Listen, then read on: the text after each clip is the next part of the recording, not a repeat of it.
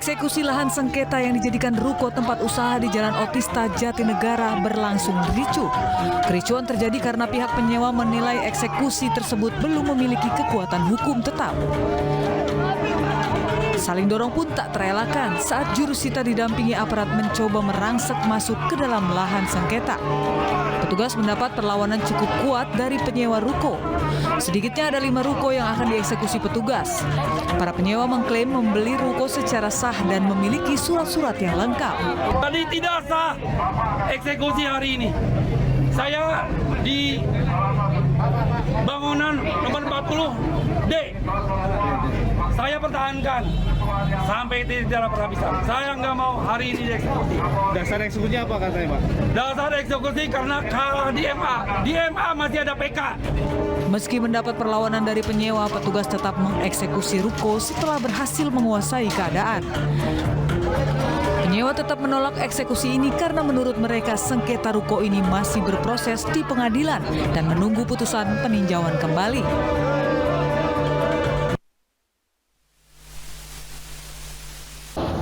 Halo, selamat malam. Apa kabar pemirsa? Eksekusi lahan ricuh di Jakarta tadi menjadi pembuka jumpa kita di iNews Prime.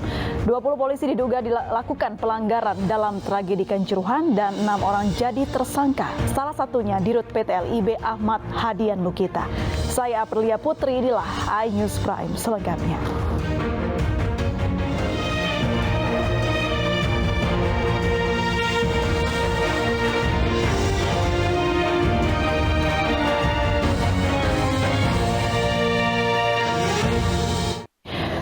Pemirsa, ruas tol Jakarta menuju BSD Tangerang Selatan, Kamis sore kembali terendam banjir hingga setinggi 70 cm.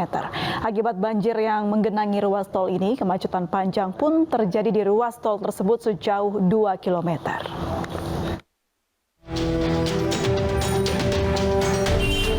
Sejumlah kendaraan terjebak kemacetan panjang dari arah Jakarta menuju BSD, Tangerang Selatan, atau di ruas tol kilometer 8. Kemacetan ini akibat ruas tol kembali terendam banjir setinggi 70 cm. Banjir yang kerap kali terjadi ini selain karena hujan deras, juga diakibatkan karena buruknya sistem drainase yang berada di sisi kiri dan kanan tol saat turunnya hujan.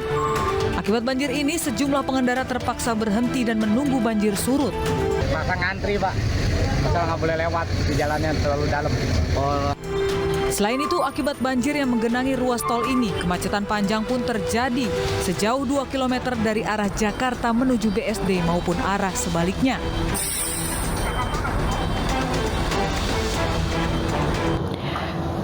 Tingginya intensitas curah hujan mengakibatkan ratusan rumah terendam banjir di kota Palopo, Sulawesi Selatan. Sejumlah warga terpaksa dievakuasi ke tempat aman untuk menghindari korban jiwa.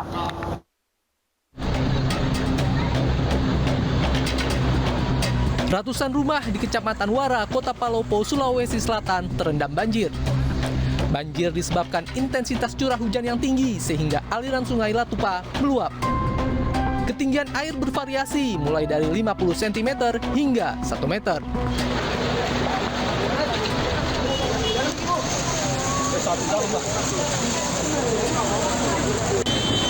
Warga yang terdampak terpaksa harus dievakuasi oleh petugas BPBD Kota Palopo menggunakan perahu karet. Kayaknya hujan deras di. Kalau kondisi saat ini ada korban jiwa tidak? Belum. Hanya kita mengevakuasi korban, kita bawa ke tempat yang aman. Banjir yang melanda di Kecamatan Wara bukan pertama kali terjadi, melainkan menjadi banjir langganan ketika curah hujan tinggi. Hal ini disebabkan karena kondisi sungai yang dangkal.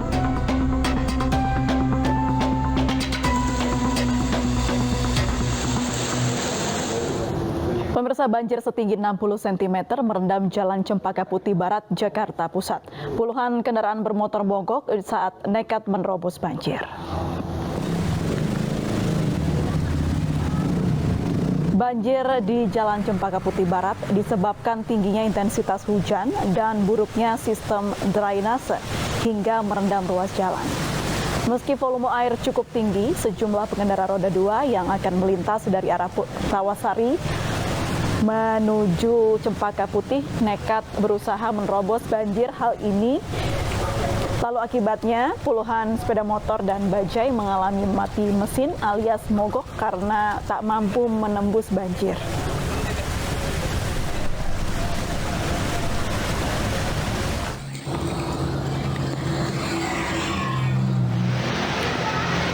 Jalan Bujana Tirta Raya Pulau Gadung, Jakarta Timur juga terendam banjir hingga 60 cm.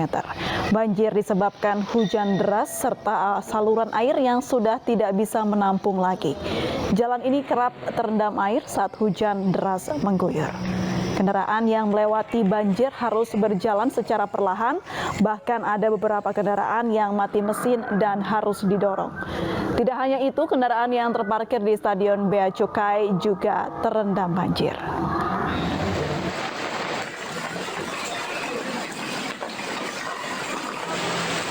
Pemirsa, tembok MTSN 19 Pondok Labu Cilandak, Jakarta Selatan roboh Kamis petang. Akibatnya 3 siswa meninggal dunia.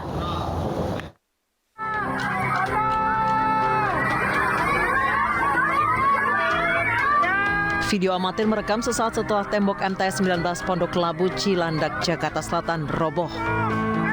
Tembok menimpa sejumlah siswa yang sedang bermain di dekat tembok. Akibatnya beberapa siswa meninggal dunia dan lainnya terluka. Korban luka dibawa ke rumah sakit Fatmawati. Tembok diduga roboh akibat tidak kuat menampung debit air dari selokan yang tidak jauh dari lokasi. Saat kejadian, hujan turun deras dan membuat sekolah ini terendam banjir. Saya selesai situ nyari korban aja. Yang korban yang ketiban posisi tembok, ada tembok panggung sama tembok pagar. Nah itu dia tembok pagar timpa tembok panggung. Dan anak-anak yang pada main di situ. Berarti anak-anak sekolah ini lagi pada main di panggung, Pak? Iya, di panggung. Oke.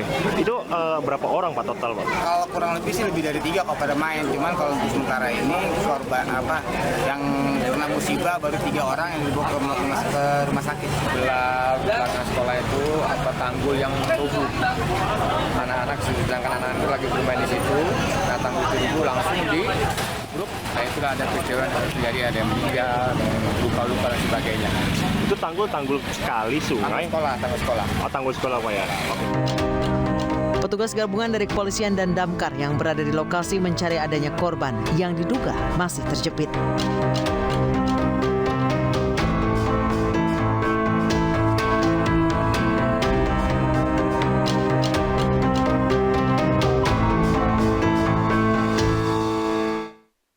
Dan pemirsa, untuk mengetahui suasana terkini di lokasi tembok roboh yang menewaskan 3 siswa, kita sudah bergabung dengan Esra Ambarita di lokasi. Selamat malam Esra, apa petugas gabungan masih melakukan evakuasi hingga malam hari ini? Ya, selamat malam April dan juga pemirsa, dapat kami informasikan hingga malam hari ini petugas gabungan sudah menyudahi tugasnya untuk melakukan penanganan khususnya di tempat saya mengabarkan yakni di MTSN 19 Jakarta Selatan atau tempat terjadinya tembok roboh maupun tembok runtuh akibat intensitas hujan yang sangat tinggi maupun debit air hujan yang sangat tinggi. Di mana jika pemirsa lihat ini temboknya runtuh bertepatan juga sekitar pukul 3 sore. Sehingga pada saat itu juga kami informasikan ada siswa yang tengah bermain dan tembok ini pun mengenai dari para siswa, dan informasi yang kami dapatkan sebanyak 3 siswa kelas 8 meninggal dunia dan 3 siswa juga tengah menjalani perawatan intensif di rumah sakit. Dan tadi kami juga sempat melihat dari Kapolres Jakarta Selatan sudah meninjau langsung lokasi ini. Bisa pemirsa lihat bahwa ini puing-puingnya ataupun reruntuhan bangunnya ini sudah ditangani dari pihak petugas maupun dari pihak kepolisian. Pemirsa, untuk mengetahui seperti apa sebenarnya kronologi dan bagaimana kondisi maupun detik-detik dari terjadinya dari tembok runtuh ini, saya akan mengajak Anda berbincang dengan salah satu saksi mata yang melihat langsung bahkan membopong dari para korban ini. Saya akan ajak Anda berbincang dengan Pak Iwan. Pak Iwan, bisa dijelaskan kepada kami situasi ketika tembok ini runtuh dan Bapak juga menjadi orang yang membopong? Jadi memang saat tadi sekitar jam 2-an itu hujan lebat banget, Mbak. Dan posisi air memang sangat tinggi dan di sini memang ada pembatas tembok di sini. Akhirnya karena memang nggak bisa menahan air yang sangat deras. Tumpahlah airnya ke dalam sekolahan MTS 19 ini gitu, karena di balik tembok ini di dalamnya itu ada tembok lagi. Itu kayak reklame di panggung permanen itu yang menimpa para siswa korban itu, Mbak. Jadi memang posisi saya saat itu di saat lagi tinggi-tingginya air, saya paksakan untuk membantu evakuasi sama beberapa warga di sini, dan memang 3 siswa itu nggak bisa kita selamatin karena memang posisinya sudah parah, tertimpa sama runtuhan puing-puing tembok itu. Sebenarnya ada satu lagi 4 siswa, jadi yang satu itu kakinya kegencet, dan itu alhamdulillah masih hidup, masih ada, dan yang 3 itu nggak kita bisa tolong karena memang udah parah banget kondisinya, Mbak, gitu, dan hujannya memang sangat lebat banget gitu. Berarti termasuk korban yang luka-luka juga Bapak selamatkan begitu ya Pak? Iya betul. Kebetulan juga tadi ada info dari teman saya juga ada siswa perempuan juga satu yang luka-luka dan satu lagi cowok terluka-luka juga dan sudah dilarikan ke rumah sakit terdekat, Mbak. Gitu. Baik, terima kasih Pak Iwan atas informasinya. Ya teman-teman, begitu tadi informasi yang disampaikan oleh salah satu saksi mata bahkan yang membopong para korban maupun jenazah langsung dari tempat saya mengabarkan ini. Dan saat ini memang untuk garis polisi masih dipasang di tempat saya mengabarkan. Sejumlah warga pun masih terus berdatangan untuk melihat bagaimana situasi terkini. Kembali ke studio, April. Baik, terima kasih Esra Ambarita. Selamat bertugas kembali. Pemirsa, seorang pekerja proyek di Kabupaten Maros, Sulawesi Selatan terpaksa dilarikan ke rumah sakit usai tertimbun tembok runtuh. Akibat peristiwa ini, korban mengalami luka parah di bagian wajah.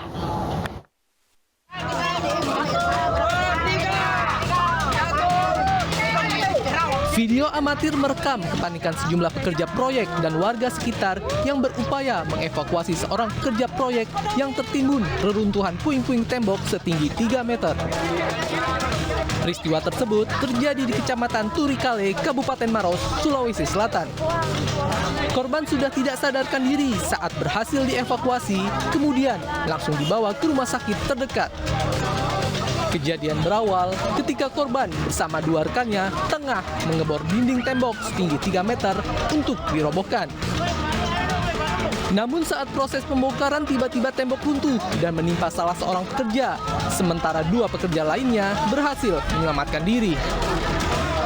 Akibat kejadian ini korban mengalami luka di bagian wajah, mulut, dan gigi patah, sehingga harus menjalani perawatan medis di ruangan instalasi gawat darurat Rumah Sakit Umum Daerah Maros. Tukang ini sementara diabor tembok yang tingginya kurang lebih 3 meter, akhirnya runtuh mengenai tukang yang kerja. Diketahui reruntuhan tembok roboh ini merupakan tembok pagar bangunan lapas bekas zaman Belanda. Sementara sekarang dalam proses pengerjaan proyek pembangunan rehab gedung untuk dijadikan lembaga pembinaan khusus anak kelas 2 Maros.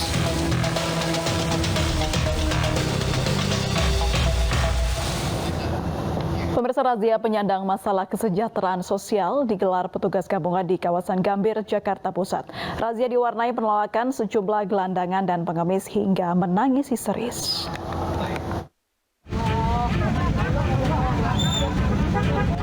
Razia orang dengan masalah kesejahteraan sosial kembali digelar oleh petugas Satpol PP dan Sudin Sosial di kawasan Jalan Kiai Haji Hasim Adzari, Jakarta Pusat. Dari razia ini, petugas menjaring beberapa pengemis yang tersebar di beberapa lokasi, termasuk di lampu merah jalan.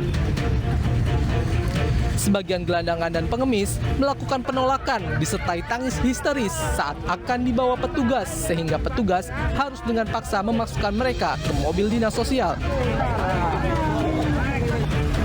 Selain gelandangan, pengemis dan pengamen jalanan, petugas juga mengamankan manusia gerobak yang tengah memulung di pinggir jalan. Razia orang dengan masalah kesejahteraan sosial sengaja dilakukan menyusul kembali maraknya pengamen jalanan, pengemis, dan gelandangan yang bertebaran di jalan-jalan ibu kota. Kita secara sinergitas untuk melakukan memerlukan pelayanan terhadap saudara-saudara kita yang berada di pinggir jalan yang tentunya akan mempengaruhi keindahan estetika kota. Jadi pada kesempatan ini juga kita melibatkan ada sekitar 25 orang terdiri dari tim terpadu. Pada razia kali ini setidaknya 16 PMKS berhasil diamankan dan langsung dibawa ke kantor Sudin Sosial untuk didata dan nantinya dikirim ke panti sosial. Warga Desa Margajaya, Kabupaten Waikanan, Lampung dihebohkan dengan penemuan mayat satu keluarga dalam septic tank. Korban telah dilaporkan hilang 1 tahun lalu.